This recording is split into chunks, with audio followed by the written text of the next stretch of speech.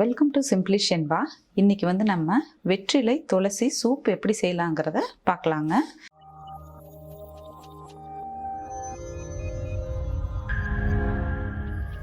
இந்த சூப்பு பார்த்தீங்கன்னா நாள்பட்ட சளி தொந்தரவு இருக்கிறவங்க, நுரையீரலில் வந்து சளி ரொம்ப நாளாக தேங்கி இருக்கிறவங்களுக்கு வந்து இந்த சூப்பு ரொம்பவுமே உபயோகமாக இருக்கும். இது வந்து இந்த குளிர்காலத்துலலாம் வந்து நீங்கள் வீக்லி ட்வைஸ் வச்சு குடிக்கலாம். ரொம்பவுமே யூஸ்ஃபுல்லாக இருக்கும். இதுக்கு தேவையான பொருட்கள் என்னென்னங்கிறத நம்ம இப்போ பார்க்கலாம். ஒரு கைப்பிடி அளவு துளசி எடுத்துக்கோங்க. நான் வந்து 3 வெத்தலை எடுத்திருக்கேன். கொஞ்சம் பெருசாக இருக்கிறனால சின்ன சின்னதாக இருந்தால் ஒரு 5 எடுத்துக்கோங்க. இஞ்சி வந்து ஒரு துண்டு எடுத்திருக்கேன். நான் வந்து துருவி வச்சுருக்கேன் இஞ்சியை. சீரகத்தூள், மிளகு பொடி காரத்துக்கு ஏற்ற மாதிரி எடுத்துக்கோங்க. நான் 1 ஸ்பூன் எடுத்திருக்கேன். ஒரு சின்ன சைஸ் தக்காளி, உப்பு, மஞ்சத்தூள்.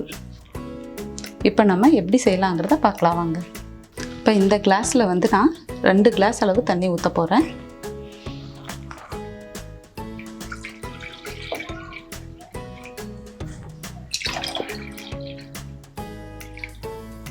ஃபஸ்ட்டு தண்ணி நல்லா சூடாகட்டுங்க.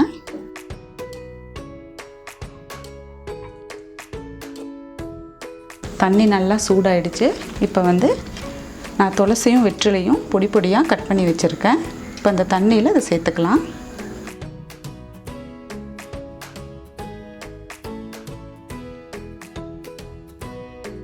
கூடவே இஞ்சி துருவி வச்சுருக்கேன். நீங்கள் தட்டி கூட போட்டுக்கலாம். ஒரு துண்டு எடுத்துக்கோங்க போதும். மஞ்சத்தூள்,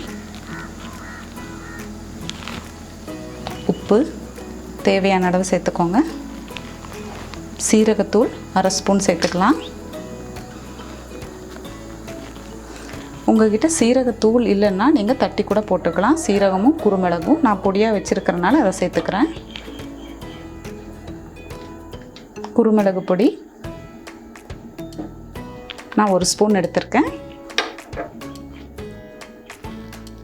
சின்ன சைஸ் தக்காளி 1. நல்லா கலந்து விட்டுடலாம்.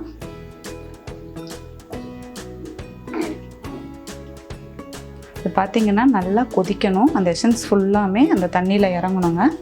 இப்போ வந்து நம்ம வந்து 2 கிளாஸ் தண்ணி வந்து ஊற்றிருக்கோம். அது வந்து நமக்கு 1 கிளாஸ் ஆகிற அளவுக்கு நம்ம கொதிக்க விடணும். நீங்கள் எந்த கிளாஸில் எடுக்கிறீங்களோ அதே அளவில் 2 டம்ளர் ஊற்றுங்க. அதில் வந்து நமக்கு 1 டம்ளர் கிடைக்கிற அளவுக்கு பார்த்துக்கோங்க.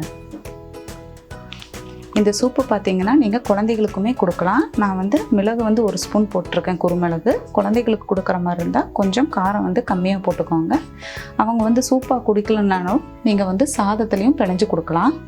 நம்ம 2 கிளாஸ் அளவு தண்ணி வச்சுருந்தோங்க. இப்போ வந்து தண்ணி பார்த்திங்கன்னா நல்லா வற்றிருச்சு. 1 டம்ளர் அளவு தான் இருக்குது. இனி வந்து நம்ம அடுப்பு ஆஃப் பண்ணிட்டு இதை வந்து நம்ம ஃபில்டர் பண்ணிக்கலாம். நம்ம ஃபில்ட்ரு பண்ணி எடுத்தாச்சுங்க. வெற்றிலையும் துளசியும் அவ்வளோ நல்ல மணமாக இருக்குது. இது பார்த்திங்கன்னா 2 பேர் குடிக்கலாங்க. இதில் பார்த்திங்கன்னா வெற்றிலை, துளசி, இஞ்சி, குறுமிளகு இது எல்லாத்துலேயுமே வந்து காரத்தன்மை வந்து அதிகமாக இருக்குங்க.